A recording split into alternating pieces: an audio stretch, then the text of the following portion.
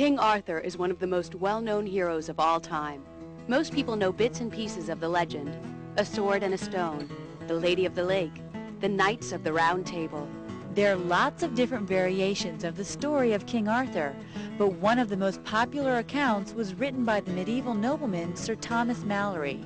It's called Le Mort d'Arthur, which means the death of Arthur. Malory wrote Le Mort d'Arthur sometime in the mid-15th century while doing some time in an English prison. Most of the modern images associated with King Arthur come from his version of the story. Oh, greetings and salutations, lords and ladies. Sir Thomas Malory, inmate 427136. During my unfortunate incarceration, I've had plenty of time on my hands. Plenty indeed. I've become quite proficient at the flugelhorn. Boo-de-doo, boo-de-doo, boo-de-doo-doo-doo-doo-doo. I played gin rummy with my friends, Fritty and Roberts. 3 queens. Ah! And Malory wins again, And I've even squeezed in some time for thinking. But none of that compares to the fun that Fritty and I have had writing Le Mort d'Arthur, our chronicle of the King Arthur legends, right? Here's the gist. Now presenting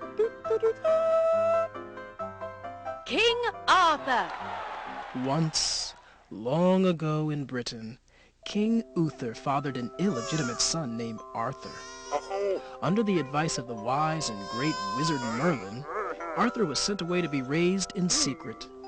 Not even Arthur knew his true identity, and he lived the life of an ordinary boy, catching bugs, eating dirt, and doing all those things that ordinary boys do.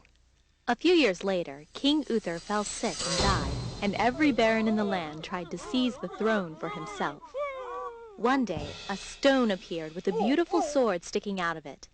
Below the sword was the inscription: Whoso pulleth out this sword from this stone and anvil is duly born King of all England.